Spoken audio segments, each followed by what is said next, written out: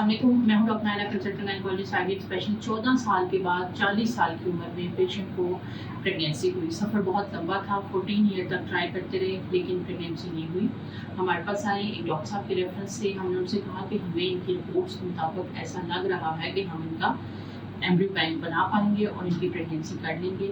اور پھر انہوں نے یہ سفر ہمارے ساتھ شروع کیا، ان کا ایکسی کا ٹریٹمنٹ ہوا، ایمبریو کا بینک بنا اور پیشنٹ کو ہم نے فرسٹ ٹائم ایمبریو ٹرانسفر کیا تو ان کی پریگنینسی ہوگی۔ آج ایمبریو ٹرانسفر کو پورا 1 مہینہ ہو گیا ہے، پیشنٹ ہمارے پاس آئی ہیں، الحمدللہ 7 ویکس کی پریگنینسی ہے اور الحمدللہ بیبی کی ہارٹ بیٹ بھی آ گئی ہے۔